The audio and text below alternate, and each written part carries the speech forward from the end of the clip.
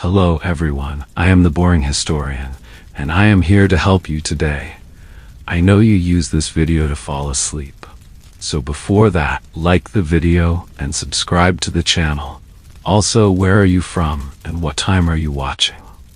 Now get comfortable and relax. In the autumn of 1347, as merchant ships docked at the bustling port of Messina in Sicily, few could have imagined that these vessels carried more than spices, silks, and other treasures from the east. The sailors aboard these ships were either dead or dying, their bodies marked by mysterious black swellings that oozed blood and pus. Those who went to assist the stricken sailors soon fell ill themselves, marking the beginning of what would become the deadliest pandemic in recorded human history, the Black Death. The plague spread with terrifying speed. Within months, it had reached mainland Italy. By 1348, it had swept through France and arrived at the shores of England. Within 5 years, this invisible killer had claimed the lives of an estimated 75 to 200 million people across Eurasia and North Africa, between 30% and 60% of Europe's total population. Entire villages were wiped out. Great cities were reduced to ghost towns. The air was filled with the smell of death and the sound of mourning. Yet, amidst this apocalyptic scenario, some survived. Some regions were less affected than others. Some individuals seemed mysteriously immune. And some people, through luck, wisdom, or privilege, managed to adopt strategies that kept them alive while death claimed those around them. This narrative explores how they did it, what worked, what didn't, and what we can learn from their experiences. To comprehend how one might have survived the Black Death, we must first understand what it was and wasn't. The term Black Death was not used by contemporaries, but was coined centuries later, likely referring to the dark buboes, swollen lymph nodes, that characterized the disease, or the general darkness of the period. What we now know as the Black Death was primarily caused by the bacterium Yersinia pestis, transmitted to humans by fleas carried by rats and other rodents. This scientific understanding, however, was completely unknown to medieval people. The plague manifested in 3 forms: bubonic, characterized by swollen lymph nodes, pneumonic, affecting the lungs, and septicemic, infecting the blood. The bubonic form, while terrifying, had a mortality rate of about 50 to 60%. The pneumonic and septicemic forms were almost always fatal, killing victims within 24 to 48 hours of the first symptoms appearing. Medieval people had no concept of bacteria, no understanding of how diseases spread beyond vague notions of bad air, miasma, and limited effective medical treatments. What they did have was experience with epidemics, social structures that could be adapted to crisis, and human ingenuity that would lead some to adopt measures we would recognize today as effective. In the face of such an overwhelming catastrophe, survival often came down to a combination of factors: geographical location, social status, timing, community response, individual health, and sometimes simple luck. By examining these factors, we can piece together how you, had you lived in the mid-14th century, might have survived one of history's greatest calamities. Before the Black Death transformed European society, the continent was experiencing both growth and strain. The population had expanded significantly during the 12th and 13th centuries, reaching levels that would not be seen again until the 16th century in some regions. This population boom had led to extensive land cultivation, urbanization, and the development of trade networks that connected Europe not only internally, but also with Asia and Africa. Cities, though small by modern standards, were densely packed with narrow streets and limited sanitation. London, one of Europe's largest cities, had perhaps 50,000 to 100,000 inhabitants. Paris may have had up to 200,000.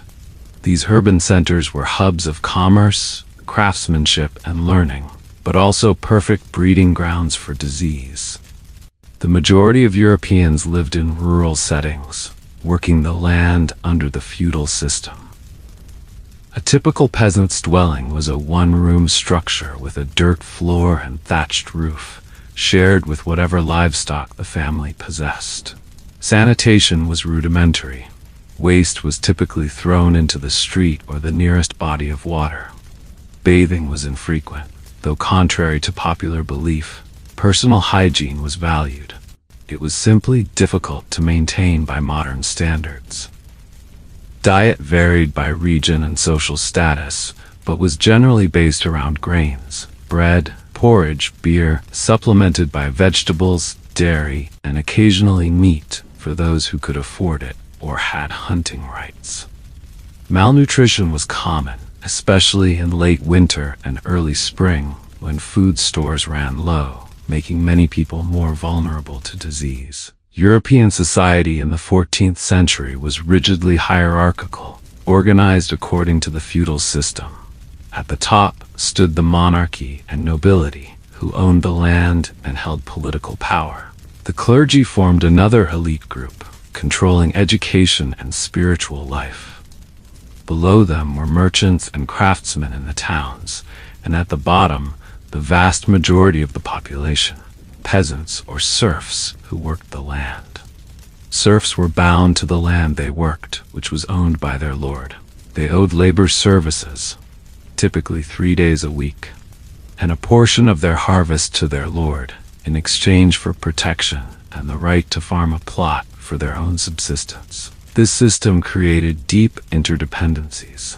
Lords needed serfs to work their land, and serfs needed lords for protection and legal rights. Daily life revolved around agricultural cycles and religious observances. The Catholic Church dominated the spiritual and often intellectual life of Europe, with religious festivals marking the calendar and parish churches serving as community centers. Monasteries preserved learning, provided charity, and often served as the only medical facilities available. Family structures were patriarchal but practical. Women, though legally subordinate to men, played essential economic roles in household management, textile production, food preparation, and often in agricultural labor and certain trades. Children were economic assets, expected to work from an early age, with formal education reserved primarily for those destined for the church or, increasingly, for commercial careers. Medical understanding in 14th century Europe was based primarily on ancient Greek and Roman texts, particularly the works of Hippocrates and Galen, filtered through Islamic scholarship that had preserved and expanded upon classical knowledge. The dominant theory of health was the humoral system, which held that the body contained 4 humors: blood, phlegm, yellow bile, and black bile, that needed to be in balance for good health. Disease was understood as an imbalance of these humors, often attributed to environmental factors like miasma, bad air, astrological influences, or divine punishment for sin. Treatment focused on restoring humoral balance through bloodletting, purging, special diets, and herbal remedies. While some herbal treatments had genuine medicinal properties, many common practices like bloodletting were at best ineffective and at worst harmful. Medical practitioners included university-trained physicians, rare and expensive, serving primarily the elite, barber surgeons, who performed surgeries, tooth extractions, and bloodletting, apothecaries, who prepared and sold medicines, and a variety of local healers, midwives, and wise women who relied on traditional knowledge of herbs and folk remedies.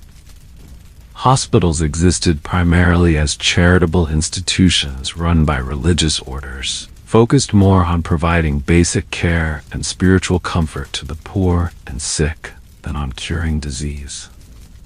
Isolation facilities for lepers demonstrated some understanding of contagion, but the mechanisms of disease transmission remained unknown.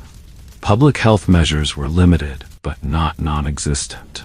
Some cities had regulations concerning waste disposal, food quality, and clean water supplies. However, these were often inadequate and inconsistently enforced. The close proximity of humans and animals, poor sanitation, and limited understanding of hygiene created conditions perfect for the spread of disease. It was into this world, populous, interconnected by trade, hierarchical yet interdependent, and medically vulnerable, that the Black Death would arrive with devastating consequences. The Black Death that would devastate Europe originated in Central Asia, in the steppes around Lake Issyk-Kul, in modern-day Kyrgyzstan, where archaeological evidence has revealed plague victims from the 1330s. The bacterium Yersinia pestis was endemic in rodent populations in this region, occasionally spilling over into human populations, but typically remaining confined to limited areas. What transformed this local disease into a pandemic was the network of trade routes known as the Silk Road, which connected China and the East with the Mediterranean and Europe. The Mongol Empire, which at its height stretched from Korea to Eastern Europe, had created what historians call the Pax Mongolica, a period of relative stability that facilitated trade across Eurasia. Merchant caravans, diplomatic missions, and armies moved along these routes, inadvertently carrying infected rats and fleas with them. By 1346, the plague had reached the Black Sea ports of Kaffa, modern Feodosia in Crimea, and Tana in the Sea of Azov, important trading outposts where Italian merchants from Genoa and Venice had established colonies. These ports were crucial links in the commercial chain connecting East and West, where goods were transferred from land caravans to ships bound for Mediterranean ports. The story of how the plague entered Europe is tied to one of history's earliest documented cases of biological warfare. In 1343, tensions between Italian merchants and the local Mongol authorities of the Golden Horde erupted in violence in the town of Tana. After several Mongols were killed, the Italian merchants fled to the fortified city of Kaffa, which was then besieged by the forces of Jani Beg, the Khan of the Golden Horde. The siege continued into 1346, when the plague struck the Mongol forces. According to the account of Gabriella de Musi, a notary from Piacenza, the Tartars, fatigued by such a plague and pestiferous disease, stupefied and amazed, observing themselves dying without hope of health, ordered cadavers placed on their hurling machines and thrown into the city of Kaffa, so that by means of these intolerable passengers, the defenders died widely. While modern scholars debate whether this corpse catapulting actually transmitted the disease, dead bodies are less efficient vectors than living hosts with fleas. The psychological impact was significant. Moreover, the close proximity of besiegers and defenders, along with the movement of rats between camps, would have ensured the spread of the disease regardless of these tactics. As the plague ravaged Kaffa, many Italian merchants fled by sea, unwittingly carrying the disease with them. Plague-infected rats boarded the ships, and in the cramped, unsanitary conditions aboard medieval vessels, both rats and humans became victims, spreading the disease further with each port of call. The plague traveled along maritime trade routes that formed the commercial arteries of medieval Europe. From the Black Sea, ships sailed through the Bosporus into the Mediterranean, stopping at Constantinople, modern Istanbul, before continuing to various ports. The disease spread in a deadly pattern, following the movement of goods and people, from Kaffa to Constantinople and ports in the eastern Mediterranean, to Sicily, Messina by October 1347, to Genoa and Venice by January 1348, along the coast to Marseille and other southern French ports, up the Rhone Valley into France, across to Spain and Portugal, to England, likely through the port of Melcombragus in Dorset by June 1348, into the Low Countries in Germany, northward to Scandinavia by 1349, eastward into Russia and back toward the Asian steppes. This maritime route was supplemented by overland transmission as infected individuals and rats moved along road networks between towns and cities. The plague advanced at an average of 2 to 4 miles per day, roughly the distance a person or goods wagon might travel.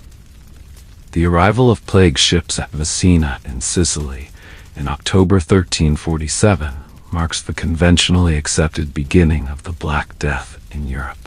Contemporary chroniclers described the horrific scene as ships docked with most of their crew dead or dying, their bodies covered with oozing black boils. City authorities quickly ordered the death ships to leave the harbor, but it was too late. The disease had already begun to spread among the population. From Sicily, the plague quickly jumped to the Italian mainland. By January 1348, it had reached Genoa and Venice, Italy's major trading powers with extensive networks across Europe. The Venetians attempted to institute a rudimentary quarantine, refusing entry to ships suspected of carrying the plague, but these measures came too late and were inconsistently enforced. The spread to Marseille in January 1348 opened the gateway to France and Western Europe. As a major Mediterranean port with connections throughout France via the Rhône River, Marseille became a critical point of dissemination. By March, the plague had reached Avignon, seat of the papacy at that time, where it killed an estimated 50% of the population, including many church officials. The plague's advance seemed unstoppable, yet its progress was not uniform. Some areas were devastated, while others were relatively spared. Understanding these patterns of transmission and the factors that influence the plague's spread would be crucial for anyone hoping to survive the coming catastrophe. For medieval Europeans, the most terrifying aspect of the Black Death was not just its lethality, but the horrific way it transformed its victims.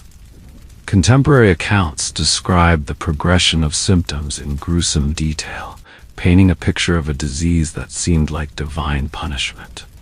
The first signs typically appeared 3 to 7 days after infection. Victims developed a general feeling of unwellness, with headaches, chills, and fever. Many experienced extreme fatigue, making even simple tasks exhausting. This initial stage might have been mistaken for many common illnesses of the time, giving victims and their families false hope. Soon, however, more distinctive and alarming symptoms appeared.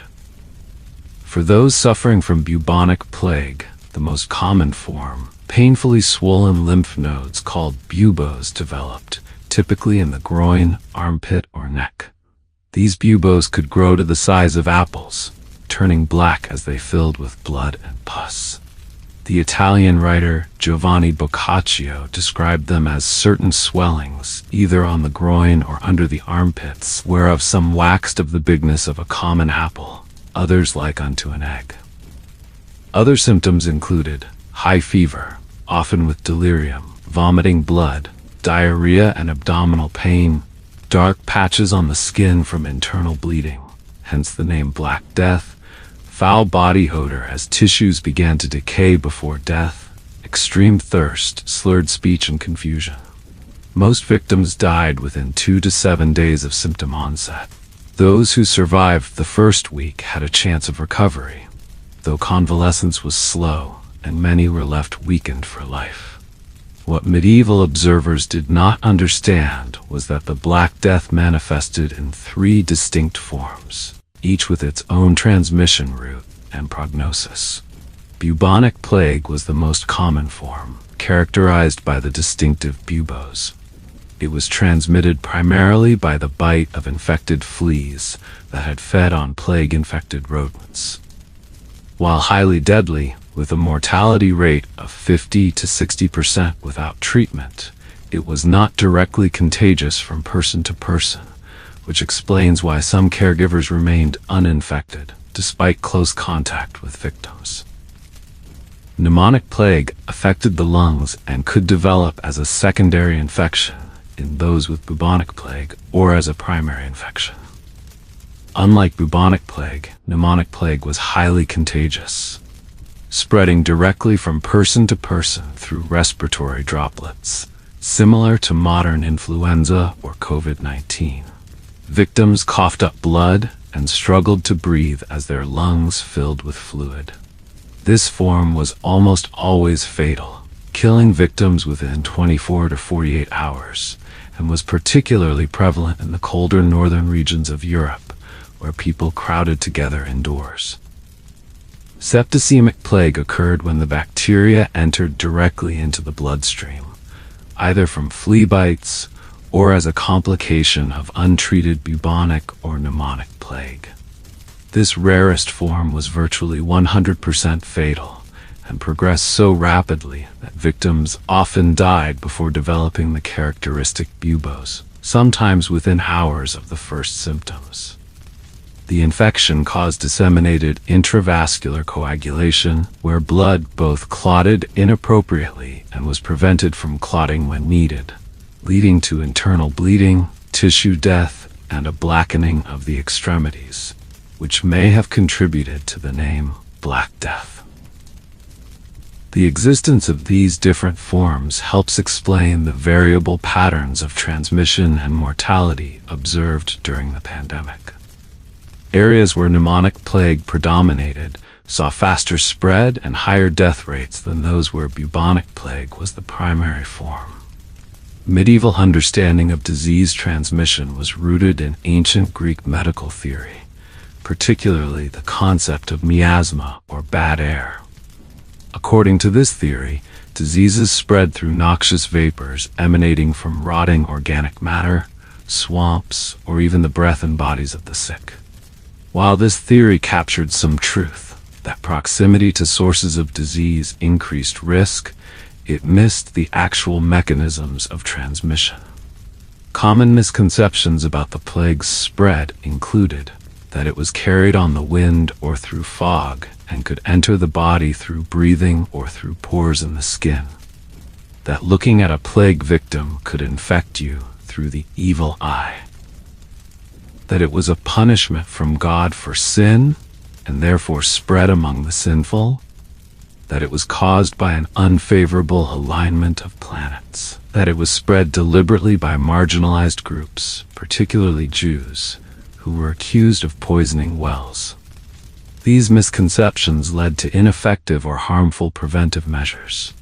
People carried pomanders, balls of aromatic substances to ward off miasma, burned aromatic woods in their homes, or even avoided bathing for fear that water would open the pores and allow disease to enter. Others engaged in extreme religious penitence, including self-flagellation, or participated in massacres of Jewish communities. However, some preventive measures based on observation rather than theory proved effective, even if people didn't understand why. Quarantine, from the Italian 40 giorni or 40 days, first implemented in Ragusa, modern Dubrovnik, and later in Venice, kept potentially infected individuals isolated until they either showed symptoms or proved healthy. Avoiding contact with the sick and their possessions, while often motivated by fear rather than understanding, did reduce transmission of bubonic plague, though it was less effective against the airborne pneumonic form. The contrast between modern scientific understanding of the plague and medieval perceptions highlights the terror and helplessness experienced by those living through the Black Death. Today we know that the Black Death was caused by the bacterium Yersinia pestis. It was primarily transmitted to humans by fleas that had fed on infected rodents, particularly the black rat, Rattus rattus. The pneumonic form could spread directly between humans through respiratory droplets.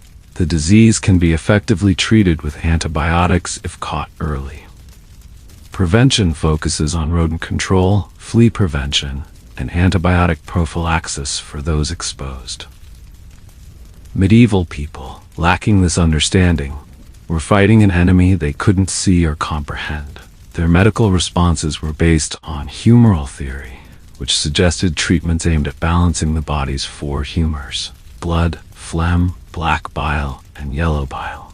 These included bloodletting, to reduce excess blood, purging through induced vomiting or diarrhea, application of herbal pulses to buboes, specialized diets to correct hormonal imbalances, various aromatic remedies to counter bad air. While most of these treatments were ineffective or actively harmful, some herbal remedies may have had mild antibacterial or pain-relieving properties that provided limited symptomatic relief. The medieval worldview also placed significant emphasis on spiritual causes and cures for disease. The plague was widely interpreted as divine punishment for sin, leading to intense religious responses, including special masses, processions, prayers, and acts of penance. While these provide psychological comfort and social cohesion, they sometimes contributed to disease spread by gathering large groups together. Understanding this gap between medieval and modern knowledge is crucial for appreciating both the terror the plague inspired and the rationale behind various survival strategies that emerged. Some effective despite being based on incorrect theories, others dangerous despite good intentions. As the Black Death swept across Europe, it did more than kill individuals. It unraveled the very fabric of society. The speed and scale of mortality overwhelmed traditional systems for handling death and caring for the sick. In severely affected areas, up to 50 to 60% of the population died within a few months, leaving critical gaps in every level of society from ruling elites to common laborers. The breakdown began with the most basic social unit, the family. Households were decimated, sometimes entirely wiped out, leaving orphaned children and isolated survivors. The Italian writer Giovanni Boccaccio described how this tribulation had stricken such terror to the hearts of all, that brother forsook brother, uncle nephew, sister brother, and oftentimes wife husband. Nay, what is yet more extraordinary and well-nigh incredible, fathers and mothers refused to visit or tend their very children. Civil administration collapsed in many areas as officials died or fled. In Siena, for example, the governing council of 9 declined from 30 to 40 members to just 10. Records from the English Exchequer show significant disruptions in tax collection and legal proceedings. The maintenance of order became difficult as constables, magistrates, and other officials succumbed to the disease. Economic activity ground to a halt in the hardest-hit regions. Fields lay unharvested as agricultural workers died. Guilds couldn't maintain production with their diminished membership. Markets closed for fear of contagion or lack of goods. Food shortages developed in some areas, not primarily from reduced production, but from disruption of distribution networks. The social contract itself seemed to unravel in some places. Contemporary chronicles describe extremes of behavior. Some people abandoned all morality in the face of what seemed like the end of the world, indulging in debauchery and crime, while others withdrew into extreme religious devotion. Boccaccio noted that laws, whether human or divine, were all alike fallen into neglect, as traditional authority figures lost their power to enforce norms. Yet amidst this breakdown, new forms of social organization and mutual aid emerged. Survivors formed new families and communities. Some towns developed organized responses to the crisis, creating special plague hospitals or burial committees. The social landscape was being transformed even as it crumbled. In a deeply religious age, the Black Death was inevitably interpreted through a spiritual lens. The overwhelming consensus among Christian authorities was that the plague represented divine punishment for human sin. This interpretation was reinforced by passages from the Bible, particularly those describing God sending pestilence as punishment. The Church's institutional response varied by region and was complicated by the fact that clergy themselves were dying in large numbers. In some dioceses, 40 to 60% of priests perished, often due to their role in administering lights to the dying. Pope Clement VI remained in Avignon during the outbreak there, secluding himself between two large fires believed to purify the air and limiting visitors. Religious responses to the plague included special masses and prayers. Churches held continuous services praying for divine mercy. New saints specifically associated with plague protection, such as Saint Roch and Saint Sebastian, gained popularity. Processions and public penance. Many communities organized religious processions, sometimes carrying relics or sacred images believed to have protective powers. In Florence, a painting of the Madonna from the Church of Impruneta was carried through the streets. Indulgences. The Church offered special indulgences, remissions of punishment for sin, to those who died of plague, assuring them reduced time in purgatory if they confessed before death. Perhaps the most dramatic religious response was the spread of flagellant processions, groups of penitents who traveled from town to town, publicly whipping themselves to atone for humanity's sins and appease God's wrath. The movement began in Austria and spread through Germany into the Low Countries and France. Flagellants typically performed public whipping rituals twice daily, drawing large crowds. While initially tolerated or even encouraged by some church authorities, the movement was eventually condemned by Pope Clement VI in October 1349 as it began to develop anti-clerical elements and challenge church authority. For individuals seeking to survive, religious responses offered psychological comfort and social solidarity, but could sometimes increase disease exposure through gatherings. Those who understood the risks of congregation might practice their devotions privately. A choice, while seemingly less pious, may have contributed to survival. The massive population loss caused by the Black Death triggered economic changes that would ultimately transform European society. The immediate effects were devastating. Production plummeted, trade networks were disrupted, and many businesses closed permanently as their owners and workers died. However, the plague's longer-term economic consequences created opportunities for survivors. The sudden scarcity of labor gave workers unprecedented leverage. Across Europe, wages rose dramatically. In England, agricultural wages increased by approximately 50% in the decades after the plague. Workers could demand better conditions and greater freedom of movement. Landowners and employers attempted to resist these changes. The English Parliament passed the Statute of Labourers in 1351, trying to cap wages at pre-plague levels and restrict worker mobility. Similar legislation appeared across Europe, but these measures were difficult to enforce in the face of demographic reality. The labor shortage also accelerated technological innovation. Labor-saving devices became more economically attractive when human workers were expensive. Agricultural methods shifted, with more land converted from labor-intensive grain production to sheep raising, which required fewer workers. Property relations changed as land became abundant relative to labor. In Western Europe, this contributed to the gradual erosion of serfdom, as lords had to offer better terms to attract and keep tenants. Peasants could negotiate lower rents or move to areas offering better conditions.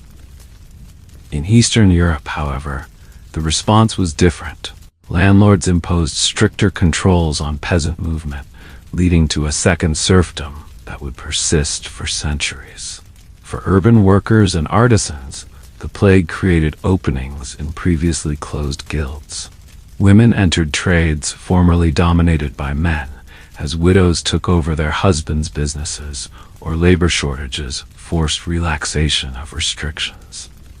The disruption of established hierarchies created opportunities for social mobility that would have been unimaginable before the plague. The responses of governing authorities to the Black Death varied widely, from abandonment of responsibility to innovative public health measures. In some places, rulers and officials fled, leaving communities to fend for themselves. In others, authorities stayed and implemented organized responses that saved lives. Italy, with its tradition of strong city-state governance, saw some of the most effective official responses. Many Italian cities established health boards specifically to deal with the plague. Venice created the first permanent health magistracy in 1348, which would become a model for public health governance. These boards implemented measures including inspection of incoming ships and goods, isolation of the sick in designated plague hospitals, cleaning of streets and public spaces, regulation of funerals and burial practices, distribution of food to the quarantined. The city of Milan implemented particularly strict measures under the Visconti rulers. Houses with infected residents were walled up, sometimes with the healthy still inside alongside the sick. While brutal, these measures appeared to work. Milan suffered significantly lower mortality rates than many comparable cities. In France, King Philip VI requested a medical report from the University of Paris medical faculty, which attributed the plague to a conjunction of planets causing corrupted air. Their recommendations mixed sensible advice: avoid excessive bathing, which was thought to open pores to corrupted air, with ineffective measures: avoid thinking about death. England's King Edward III remained in the country during the outbreak, but moved frequently to avoid infected areas. Parliament was suspended between 1349 to 1351, but local governance continued to function in many areas despite high mortality among officials. The city of Nuremberg provides an example of effective local governance during the crisis. The city council continued to meet throughout the outbreak, maintained food supplies, regulated prices to prevent profiteering, and established a special cemetery for plague victims outside the city walls. These varied responses suggest that strong, stable governance that remained functional during the crisis correlated with better survival outcomes for communities. For individuals seeking to survive, living under competent authorities who implemented reasonable protective measures, rather than fleeing or imposing counterproductive rules, could significantly improve chances of survival. One of the most common and effective survival strategies during the Black Death was simply to leave densely populated areas where the disease spread most rapidly. Contemporary accounts and modern historical analysis confirm that urban mortality rates typically exceeded rural ones, sometimes dramatically. In Italy, cities like Florence and Siena lost up to 50 to 60% of their populations, while the countryside surrounding them experienced lower mortality rates, perhaps 30 to 40%. Those with means fled in large numbers. Boccaccio's Decameron begins with the description of 10 young nobles who retreat to a country villa outside Florence to escape the plague, entertaining themselves with storytelling while waiting for the epidemic to subside. This literary device reflected a real phenomenon: the urban elite abandoning cities for rural estates. The benefits of rural retreat included lower population density, reducing person-to-person contact, distance from rats and their fleas which thrived in urban environments, better access to food during shortages, cleaner water and air which, while not directly preventing plague, improved overall health, the ability to control who entered one's property, limiting exposure. However, flight carried its own risks. Travelers might encounter bandits on the roads, as law enforcement broke down. Those fleeing might be turned away from uninfected communities fearful of disease carriers, and refugees from infected areas sometimes brought the plague with them to previously spared locations.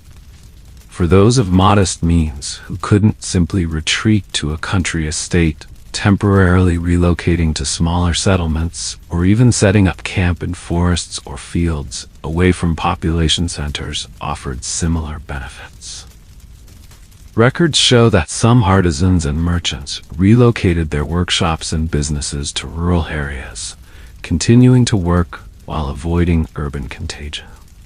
The effectiveness of geographical flight as a survival strategy is confirmed by accounts of nobles and church officials who survived by retreating to isolated locations. Pope Clement VI, though he remained in Avignon, secluded himself in his chambers, allowing few visitors and maintaining constant fires to purify the air. While his survival might be attributed to luck, the reduced exposure that came with isolation likely played a significant role.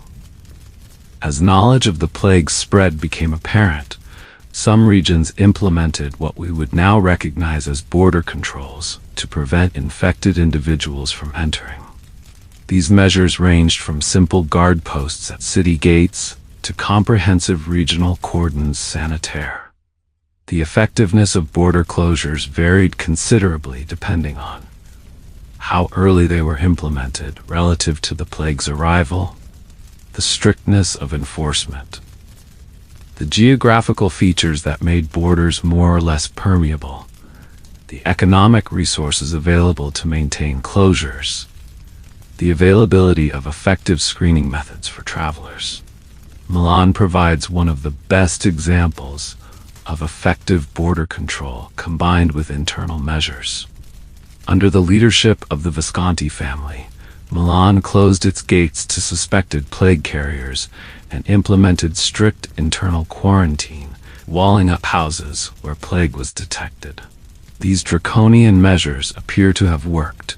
Milan's mortality rate was significantly lower than comparable Italian cities. Poland also implemented effective border closures, establishing quarantine at border crossings and turning away travelers from infected regions. Contemporary accounts suggest that King Casimir the Great ordered guards to turn back anyone attempting to enter Poland from affected areas. While Poland was not entirely spared, its death rate appears to have been substantially lower than in Western Europe. The Kingdom of Navarre, straddling what is now the Spanish-French border, similarly restricted movement across its frontiers and experienced lower mortality.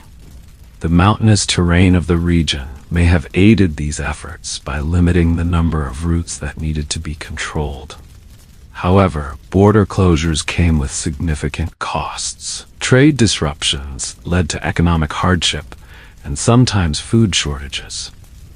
Communities dependent on commerce suffered even when they avoided the worst of the plague. And closures were never perfectly effective. Smugglers, returning residents, and in some cases military forces continued to cross borders, potentially bringing infection with them. For individuals, understanding which regions had implemented effective border controls could inform decisions about where to seek refuge. Those living in effectively protected areas might choose to stay rather than risk travel, while those in heavily affected regions might target better protected areas for relocation, if they could gain entry. The most famous success stories of the Black Death era were regions that experienced notably lower mortality rates than their neighbors. While no area of Europe was entirely spared, some regions implemented measures that significantly reduced death tolls. Poland stands out in many historical accounts as having been relatively lightly affected. While older estimates suggesting Poland avoided the plague entirely have been disproven by modern research, evidence still indicates lower mortality rates than Western Europe. Several factors contributed to this outcome. 1. geographic isolation and less dense trade connections with the worst affected regions. 2. Earlier implementation of border controls before widespread infection arrived. 3. A more dispersed population with fewer large urban centers. 4. Possibly genetic factors that made some Eastern European populations slightly more resistant to the plague. Polish King Casimir the Great implemented quarantine measures at borders and ordered the construction of cordons sanitaires. He also reportedly prohibited Polish Jews from returning from Western Europe, where many had fled persecution, unless they underwent quarantine, a policy motivated by both public health concerns and the anti-Semitic belief that Jews were responsible for spreading the plague. Milan represents an urban success story, while neighboring cities like Venice, Florence, and Genoa lost between 1/3 and 2/3 of their populations. Milan's mortality rate may have been as low as 15%. This remarkable difference is attributed to the aggressive public health measures implemented by the ruling Visconti family. 1. Immediate sealing of the city when plague was detected nearby. 2. Inspection of all goods and travelers before entry. 3. Isolation of the first plague cases outside the city walls. 4. The infamous policy of walling up houses where plague was detected, with both sick and healthy inhabitants sealed inside until all had either died or survived. 5. Removal and deep burial of plague victims' bodies outside the city walls. While horrifically harsh by modern standards, these measures effectively limited the spread of both bubonic and pneumonic plague within the city. Milan's experience demonstrates that decisive, if draconian, public health measures could significantly reduce mortality, even without understanding the disease's actual mechanisms. Beyond the famous cases of Poland and Milan, rural isolation emerges as a consistent factor in survival across Europe. Contemporary records and modern historical analysis reveal a clear pattern. Remote rural communities generally experienced lower mortality rates than urban centers or villages on major trade routes. Several factors made rural isolation protective. 1. Lower population density. The plague spread most effectively in crowded conditions where human-to-human contact was frequent. 2. Fewer rats. While rural areas had rodents, the concentration of black rats, Rattus rattus, the primary plague vector, was much higher in urban settings where food storage and waste created ideal habitats. 3. Natural barriers. Communities separated from major routes by mountains, rivers, or simply distance had fewer contacts with infected individuals and goods. 4. Self-sufficiency. Isolated communities that produced their own food had less need for trade, reducing contact with outsiders. 5. Easier enforcement of quarantine. Small communities could more effectively monitor and control entry than large towns or cities. In England, archaeological and documentary evidence suggests that mortality in remote upland villages was significantly lower than in lowland market towns. Similar patterns appear in mountainous regions of France, Spain, and Italy. The Alps served as a partial barrier, slowing the plague spread into parts of Switzerland and Austria. The island of Iceland represents an extreme case of isolation as salvation. While there are disputed accounts of plague reaching Iceland during the Black Death period, the impact appears to have been limited compared to mainland Europe, largely due to reduced shipping contact during winter months when the plague was spreading most rapidly. For individuals seeking survival, establishing residence in remote rural areas before the plague arrived in a region offered significant protection. Those with the means to create self-sufficient homesteads away from population centers and trade routes dramatically improved their odds of avoiding exposure altogether, perhaps the most effective survival strategy available in the 14th century. The iconic image of the plague doctor with his bird-like mask filled with aromatic herbs emerged later than the initial Black Death outbreak, becoming more common during subsequent plague epidemics in the 16th and 17th centuries. However, physicians designated specifically to treat plague victims did exist during the 14th century pandemic, particularly in Italian cities where public health measures were most advanced. In 1348, the city of Venice appointed special plague doctors, who were paid by the government to treat all citizens, not just the wealthy who could normally afford medical care. These physicians faced extraordinary risk. Many died in service, but also received privileges including higher status and fees. The primary medical theory guiding these doctors was Galenic humorism, which attributed disease to imbalances in the four bodily humors: blood, phlegm, black bile, and yellow bile. Plague was generally considered a manifestation of excess heat and moisture, leading to treatments aimed at cooling and drying the body. Plague doctors typically employed several approaches. 1. Examination and prognosis. Physicians would check the patient's urine, pulse, and general appearance to assess the humoral imbalance and determine if the case was hopeless. Many refused to treat those deemed beyond help. 2. Bloodletting. The most common treatment was phlebotomy, bloodletting, intended to reduce excess blood.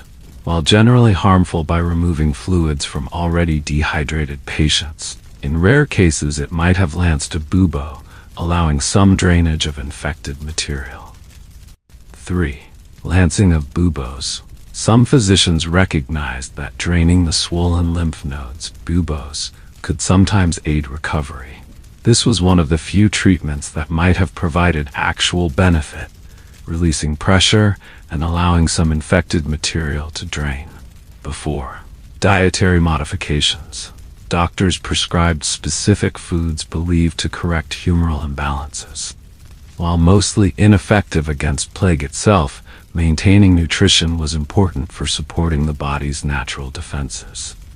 5. Aromatic compounds. Physicians recommended various aromatic herbs and substances to purify the air around patients. While these did not affect the plague bacterium, some may have repelled fleas to a limited degree. For the wealthy seeking survival, retaining a personal physician who would commit to staying with the family throughout an outbreak improved access to what limited care was available. While most medical treatments were ineffective or harmful, having someone experienced in lancing buboes and maintaining general health could make a marginal difference in survival chances. However, given the limited efficacy of medieval medicine against plague, avoiding contact with physicians who treated multiple plague victims was often the wiser course. Many doctors inadvertently served as disease vectors, carrying infection from one patient to another on their clothing and instruments. While formal medicine offered little effective treatment for plague, traditional herbal remedies used by lay healers, midwives, and ordinary households sometimes provided symptomatic relief and occasionally had properties that might have influenced outcomes. Among the most commonly used herbal preparations were 1. Theriac, a complex mixture containing dozens of ingredients, including opium, myrrh, and various herbs. Theriac was considered a universal antidote. The opium component would have provided pain relief and cough suppression for pneumonic plague victims. 2. Vinegar preparations. Vinegar was used both internally and externally. 4. Thieves' vinegar, a preparation including garlic, herbs, and spices steeped in vinegar, was believed to prevent infection. While not effective against the plague bacterium itself, vinegar's acidity might have repelled fleas to some degree. 3. Allium species. Garlic, onions, and leeks were commonly used in plague treatments. Modern research has shown that these plants do have some antibacterial properties, though not strong enough to cure plague. They may have provided minor supportive benefits to the immune system. 4. Artemisia species. Wormwood and mugwort were used to treat fevers and control intestinal parasites. While not effective against plague, reducing the burden of other infections and parasites could have supported overall health. 5. Willow bark. Used to reduce fever and pain, willow bark contains salicin, a chemical similar to aspirin. While not curative, it could have provided symptomatic relief. Most herbal remedies were administered as teas, poultices applied directly to buboes, or components in aromatic mixtures intended to purify air. The actual efficacy of these treatments against plague was minimal, but some provided supportive care that might have marginally improved survival chances for those who could have recovered naturally. Some herbal preparations were also used preventatively. Nosegays or pomanders, bundles of aromatic herbs carried or worn, were common among those who could afford them. While these did not prevent bacterial infection, certain strong-smelling herbs like lavender may have repelled fleas to a limited degree, potentially reducing exposure to bubonic plague. For individuals seeking to maximize survival chances, maintaining a store of traditional remedies, particularly those with known fever-reducing and pain-relieving properties, would have provided some comfort during illness and possibly supported natural recovery in mild cases. Bloodletting was the cornerstone of formal medical treatment during the Black Death, based on the humoral theory that dominated European medicine. According to this theory, the body contained 4 humors: blood, phlegm, black bile, and yellow bile, that needed to be in proper balance for health. Disease represented an imbalance that could be corrected by removing the excess humor.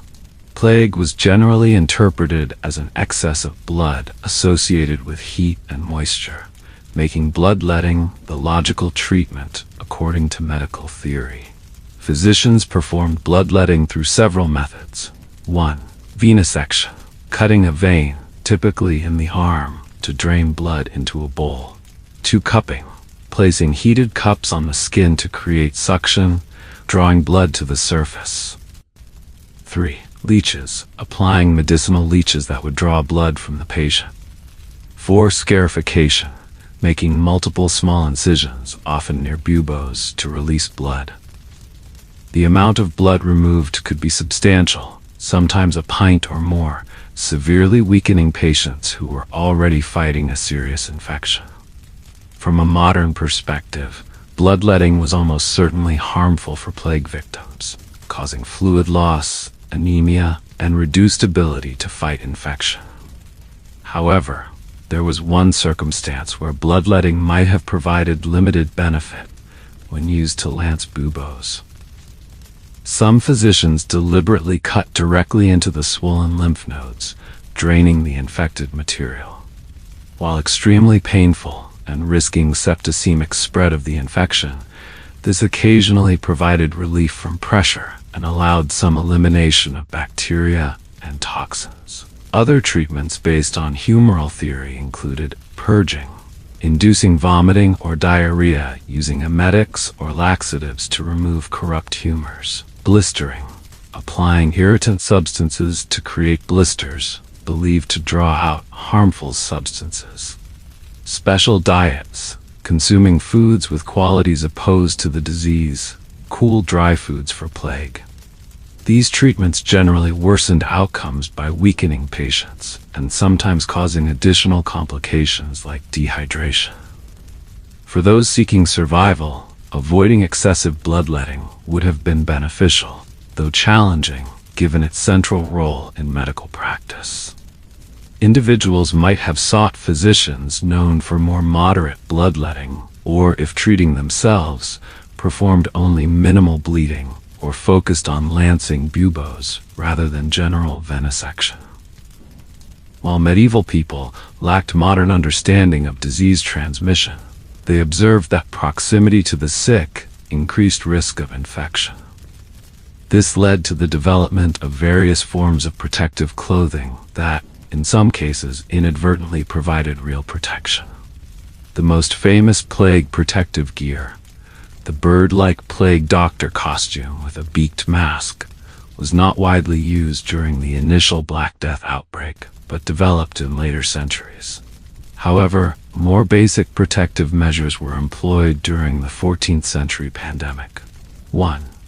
Covering the face. Cloth masks soaked in vinegar or aromatic preparations were used by those who had to interact with the sick. While not effective against bacteria, these might have provided limited protection against respiratory droplets carrying pneumonic plague. Number 2. Gloves and coverings.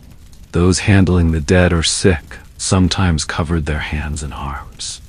Contemporaries didn't understand why, but this reduced direct contact with infected bodily fluids and potentially with plague-carrying fleas. 3. Waxed cloaks. Some physicians and body handlers wore waxed or oiled fabric garments when attending the sick. These smooth surfaces made it harder for fleas to cling to the wearer, unintentionally reducing vector transmission. 4. Aromatic repellents. Strong-smelling herbs and substances were worn or carried, sometimes in the form of pomanders, perforated balls containing aromatic compounds. While ineffective against bacteria, some herbs like wormwood, rue, and lavender have insect repellent properties that might have reduced flea contact.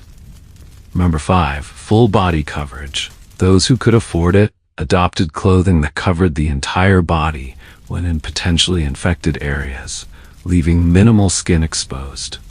This would have reduced the opportunity for flea bites.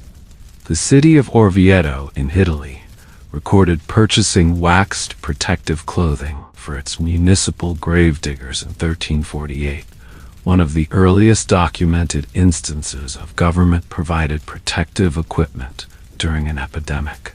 For individuals seeking to maximize survival chances, adopting protective clothing that covered the body fully, treating outer garments with flea-repelling substances like vinegar or wormwood, and using face coverings when near the sick would have provided some real protection, especially against bubonic plague.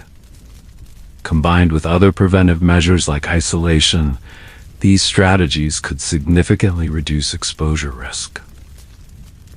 One of the most significant and effective public health innovations to emerge from the Black Death was the practice of quarantine, the systematic isolation of potentially infected individuals to prevent disease spread. The first documented formal quarantine system was established in Ragusa, modern Dubrovnik, Croatia, then an independent maritime republic with extensive Mediterranean trade.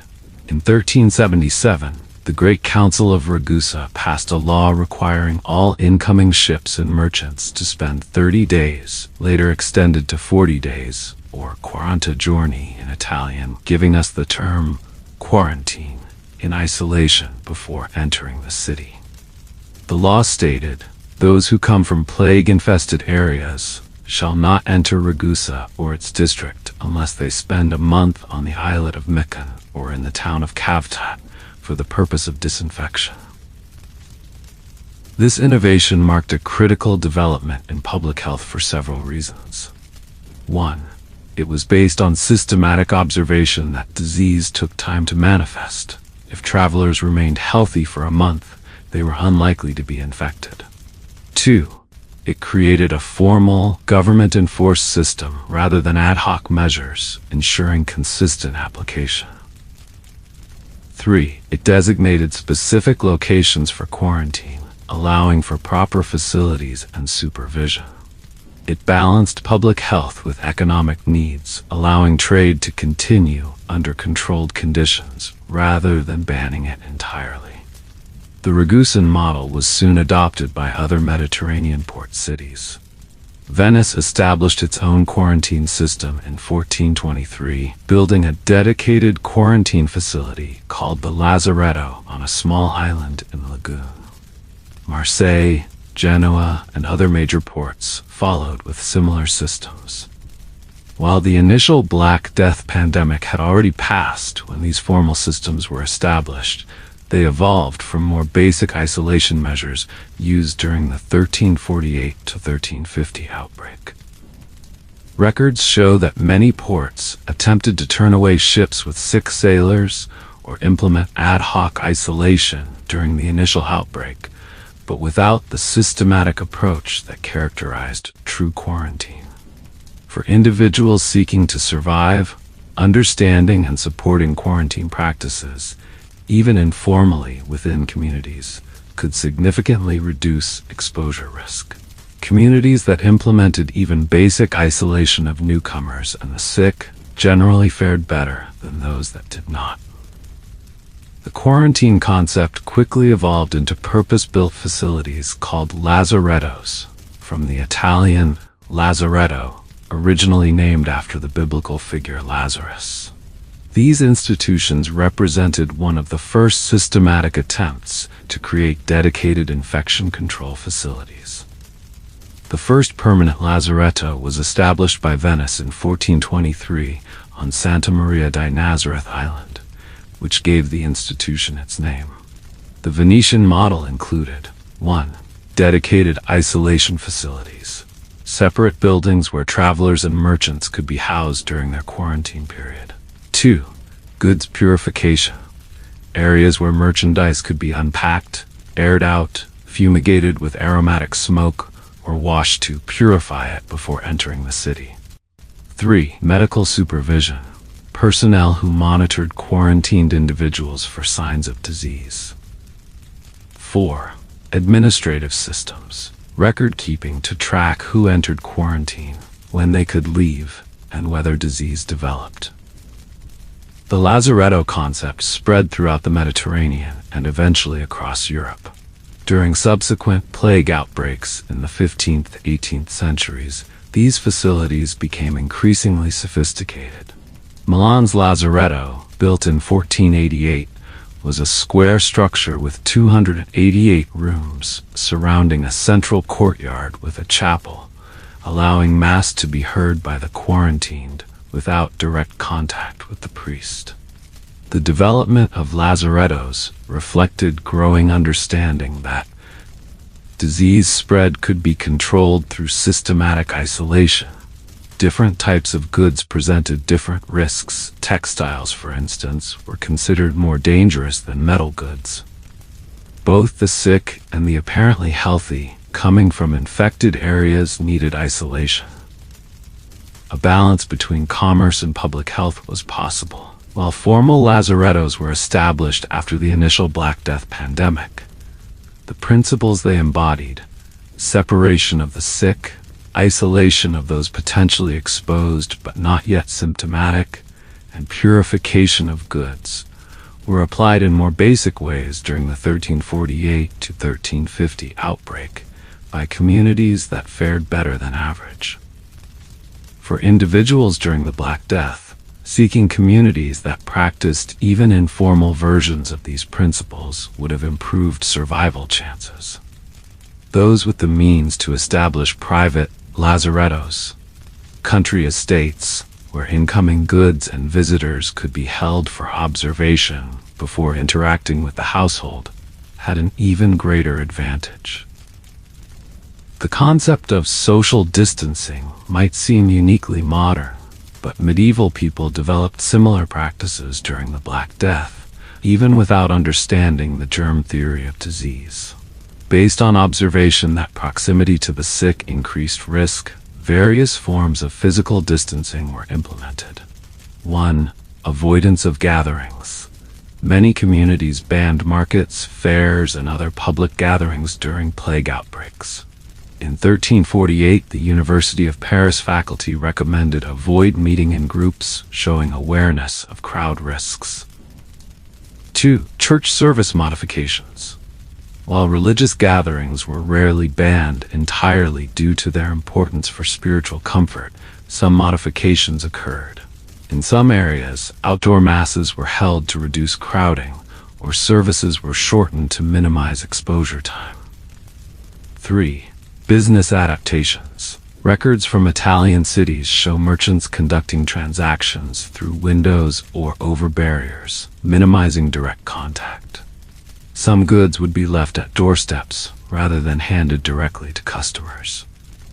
4. Greeting changes. Traditional greetings involving kissing or close physical contact were temporarily abandoned in some communities.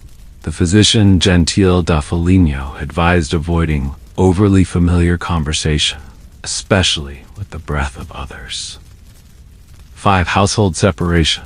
Within homes, sick family members were sometimes isolated in separate rooms when space allowed. The wealthy might send uninfected family members to different properties to reduce household transmission. The effectiveness of these measures varied with the type of plague present. Social distancing would have been more effective against pneumonic plague, which spread directly between humans through respiratory droplets, than against bubonic plague, which primarily spread through flea bites. However, reducing human contact also reduced the movement of flea-carrying rats between households, providing some protection against bubonic plague as well. Contemporary accounts suggest that those who practiced forms of social distancing often had better outcomes. The Florentine chronicler Marcian da Capo Stefani observed that many fled to villas and to other countries, and no one around Florence took sick. Boccaccio's Decameron portrays characters who survive by removing themselves from society and maintaining a closed circle of healthy individuals. For individuals seeking survival, implementing distance from others, particularly those showing any signs of illness, while maintaining a small circle of known healthy contacts, would have been an effective strategy, especially when combined with other preventive measures. While isolation proved an effective survival strategy, complete self-sufficiency was impossible for most people. Even the wealthy needed food, water, and other essentials that required some level of human contact. In this context, controlled community support networks emerged that balanced protection with necessary interaction. These networks took various forms. 1. Neighborhood assistance systems. In some Italian cities, designated healthy individuals would collect food and supplies for multiple households, reducing the number of people exposed at markets.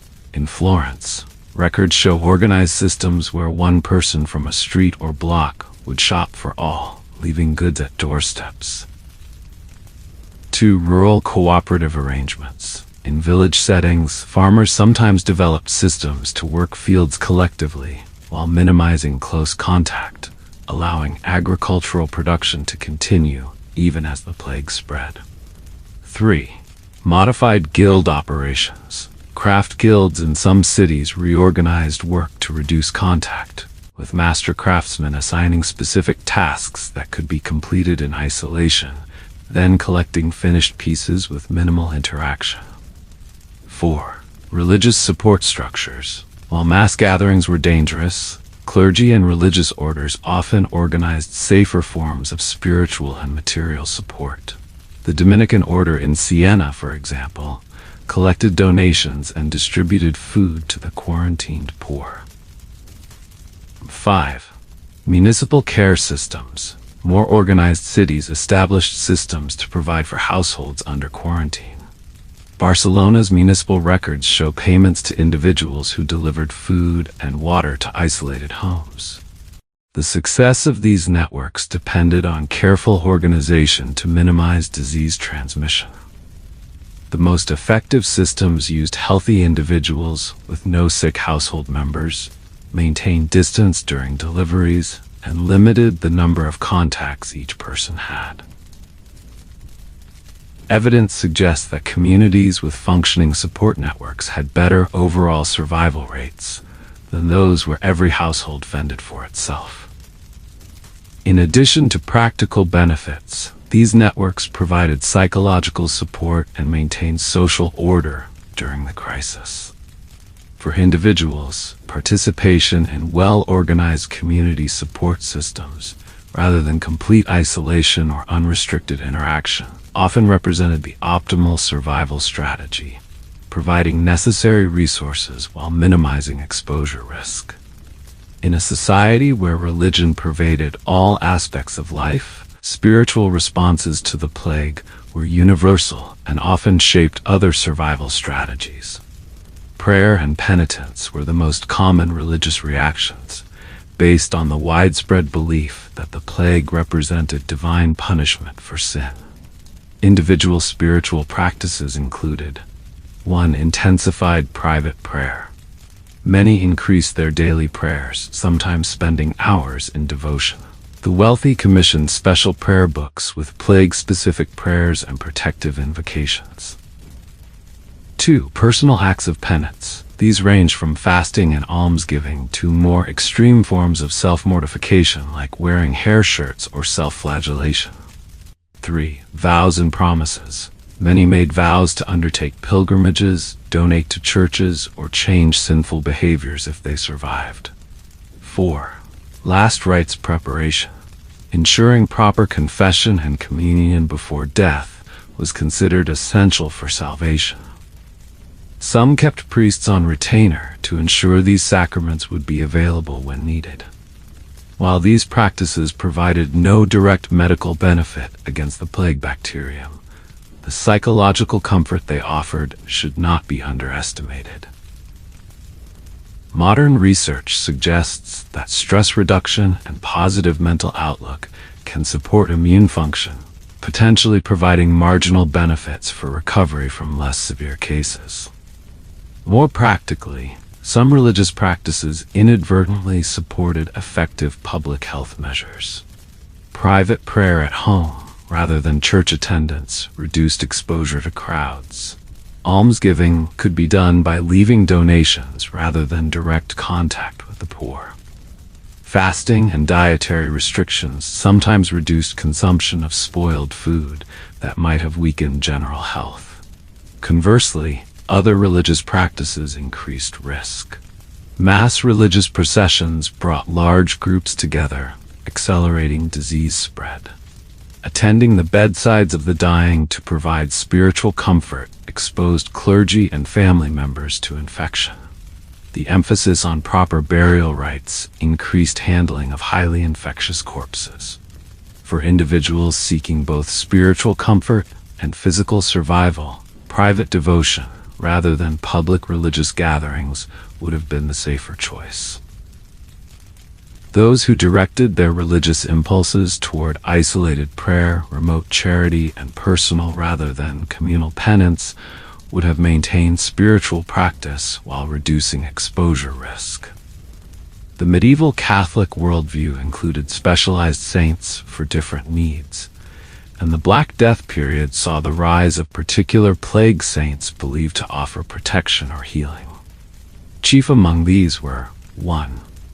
Saint Sebastian, originally a Roman soldier martyred by arrows. The imagery of arrows penetrating his body was linked metaphorically to plague striking its victims. Sebastian became one of the primary plague saints, with many communities commissioning paintings and statues during outbreaks. Number 2. Saint Rocco. A later addition to the plague saint pantheon, Rock was believed to have survived the plague himself and healed others. Typically depicted showing a bubo on his thigh and accompanied by a dog that brought him bread during his illness, Roch became extremely popular in the late 14th and 15th centuries. Number 3. Saint Christopher. Already revered as protection against sudden death, Christopher was adopted as a plague protector based on the belief that seeing his image prevented one from dying that day without proper preparation. 4. Local protective saints. Many communities had local patron saints who were believed to offer special protection to their devotees. In Venice, for example, Saint Mark was invoked against the plague. In Rome, Saint Gregory the Great. The cult of plague saints manifested in several ways. Commissioning of artwork. Towns and guilds commissioned paintings and sculptures of plague saints for churches and public spaces, believing their presence offered protection. Amulets and talismans. Small images of plague saints were carried as protective charms, sometimes with prayers inscribed on the reverse. Votive offerings. Those who survived often donated silver or wax images of affected body parts to saints' shrines as thanks for healing. Dedicated chapels and churches. Some communities built new churches dedicated to plague saints after surviving outbreaks, fulfilling collective vows made during the crisis. While devotion to saints provided no direct medical benefit, it did offer psychological comfort that could reduce stress and help maintain social cohesion during the crisis. Communities united in their devotion to a protective saint often implemented practical measures alongside religious ones, working collectively to survive. For individuals, devotion to plague saints would have provided comfort without necessarily increasing risk, particularly if practiced privately rather than through large public ceremonies. Those who combined religious devotion with practical precautions fared better than those who relied solely on divine intervention. Perhaps the most dramatic religious response to the Black Death was the flagellant movement, which spread across Europe between 1348 and 1350. Flagellants believed that the plague represented divine punishment for human sin, and that through public penance, specifically whipping themselves to share in Christ's suffering, they could appease God's anger and end the pandemic. The movement began in Austria and quickly spread through Germany, the Low Countries, and parts of France. Flagellant groups typically consisted of several hundred members, predominantly men, who traveled from town to town performing public rituals of self-flagellation, usually twice daily in the main town square. Initially, many viewed the flagellants positively as holy penitents taking on suffering for the community's benefit. Some towns welcomed them enthusiastically, seeing their arrival as a potential salvation from the plague. Church authorities were initially tolerant, with some local clergy participating in or supporting the movement. However, the flagellant movement soon developed problematic aspects. Some groups became increasingly anti-clerical, claiming direct divine authority that bypassed the church hierarchy. Violence against Jews increased in areas where flagellants appeared, as they often promoted the idea that Jewish well poisoning contributed to the plague. The movement disrupted normal religious and civil authority.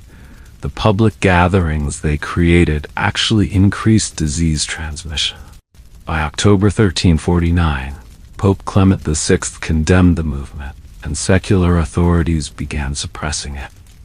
By 1350, organized flagellant processions had largely disappeared, though isolated groups persisted in some areas. From a survival perspective, avoiding flagellant processions would have been wise. Their gatherings created ideal conditions for disease transmission, particularly of pneumonic plague. Areas where flagellants were most active often saw increased mortality, likely due to both their public gatherings and their opposition to more practical containment measures in favor of purely spiritual solutions. One of the darkest aspects of the Black Death period was the intensification of anti-Semitism and the widespread persecution of Jewish communities across Europe.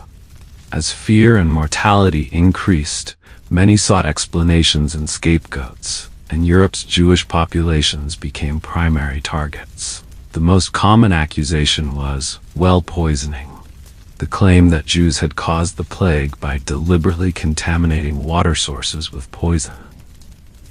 This charge first appeared in the spring of 1348 in southern France, then spread rapidly northward and eastward. In many cases, confessions were extracted through torture, fueling further persecutions. Some authorities attempted to protect Jewish populations. Pope Clement VI issued 2 papal bulls condemning the violence and refuting the poisoning accusations. Holy Roman Emperor Charles IV also tried to protect Jews in some imperial territories. However, these efforts were often overwhelmed by local authorities and popular violence. The relationship between Jewish persecution and plague mortality created a tragic dynamic. For Jewish individuals, survival often depended on fleeing before accusations began or finding protection from sympathetic authorities. Many Jews migrated eastward to Poland, where King Casimir the Great offered protection and where anti-Jewish violence was less intense. Others sought safety in parts of Spain or Italy, where some rulers maintained protection. For Christians concerned with both moral behavior and practical survival, avoiding participation in persecution would have been the wiser course. Communities that maintained social cohesion without scapegoating generally fared better than those torn apart by violence, which disrupted both governance and public health measures. In the autumn of 1347, as the first rumors of a terrible new disease reached the German city of Strasbourg, Jakob Meister was better prepared than most to face what was coming. At 42 years of age, he had spent nearly 2 decades as a physician after studying at the renowned medical school in Montpellier in southern France. Jakob's education had been thorough by medieval standards. At Montpellier, he had studied the classical medical texts of Hippocrates and Galen, as well as the works of Arabic physicians like Avicenna and Averroes, whose writings had preserved and expanded ancient medical knowledge. He had learned the theory of the 4 humors, the use of herbal remedies, the practice of bloodletting and purging, and the importance of dietary regimens in maintaining health. After completing his studies, Jakob had served briefly as a physician in Marseille before returning to his native Strasbourg, where he established a practice serving both wealthy merchants and, through charitable work at the Hospital of St. Leonard, the city's poor. His reputation for careful observation and relative moderation in treatments had earned him the respect of his patients and colleagues. Yet nothing in Jakob's education or experience had prepared him for what was about to happen. The medical texts he had studied contained discussions of pestilence, but these were theoretical and often contradictory.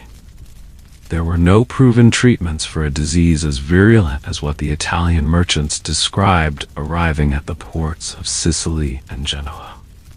As winter approached and news of the plague's inexorable advance through Italy and across the Alps reached Strasbourg, Jakob did what any good physician of his time would do. He consulted his texts and discussed strategies with his colleagues. The consensus among Strasbourg's physicians followed the recommendations of the medical faculty at the University of Paris. The plague was caused by corrupted air resulting from an unfavorable conjunction of planets, which created a poisonous miasma that entered the body and corrupted the humors, particularly the blood. The logical preventive measures, therefore, were to purify the air and strengthen the body against corruption. For air purification, the burning of aromatic woods and herbs was recommended: juniper, rosemary, thyme, and other strong-smelling plants. For strengthening the body, a balanced diet avoiding foods that produced excess moisture and heat, like meat and wine, was advised, along with moderate exercise and the avoidance of strong emotions or excessive bathing, which might open the pores to corrupted air. Jakob implemented these recommendations for himself and advised his patients to do the same.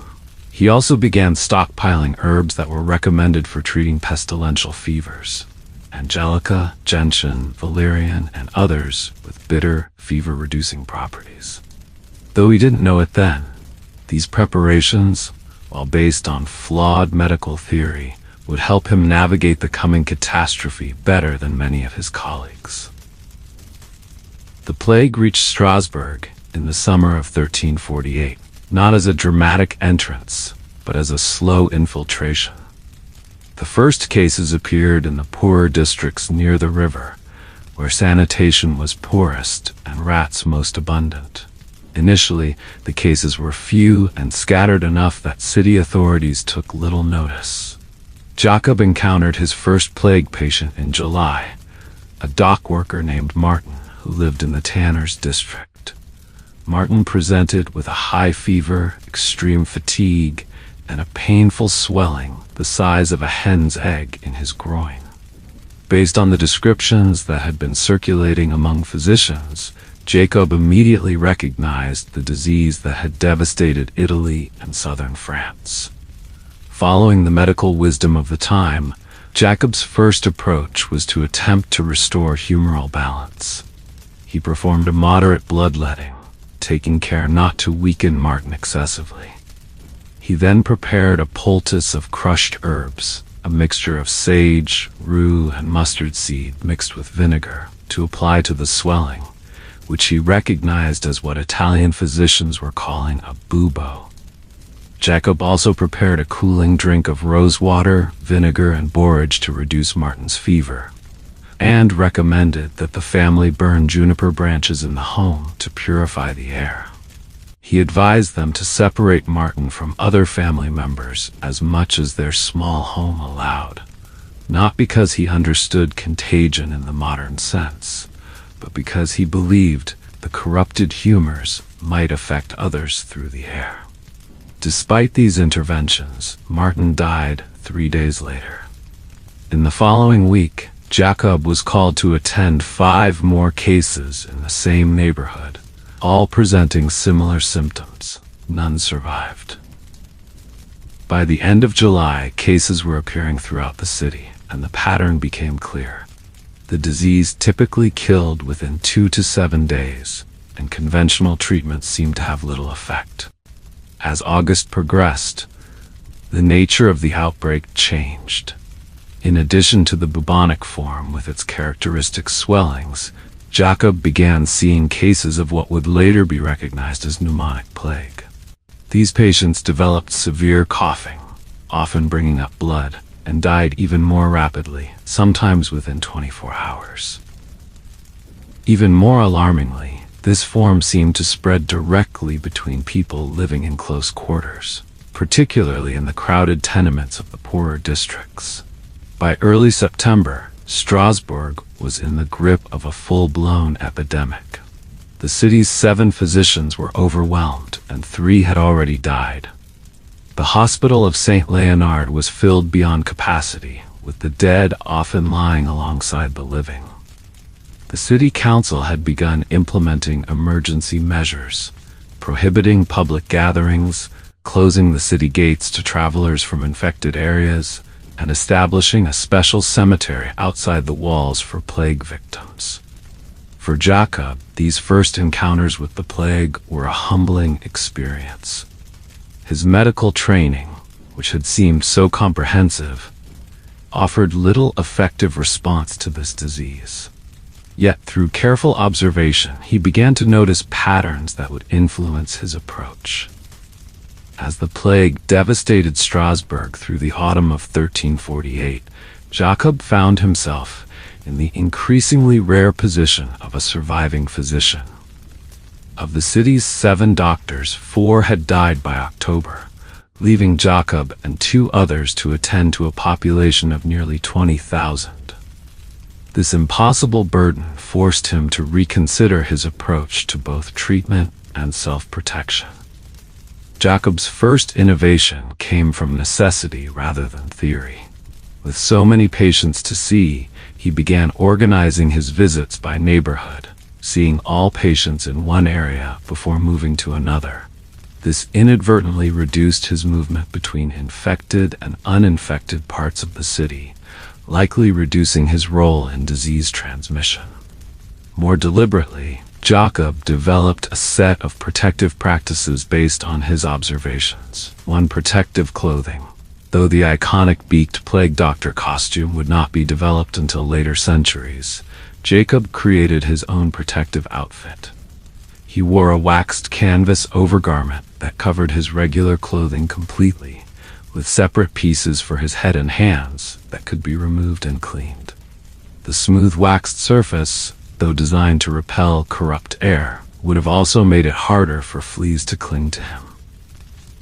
2. Aromatic protection. Like most physicians of his time, Jacob carried aromatic substances believed to purify air. He created a pomander of dried rosemary, lavender, rue, and wormwood soaked in vinegar, which he kept in a perforated metal sphere and held near his face when examining patients.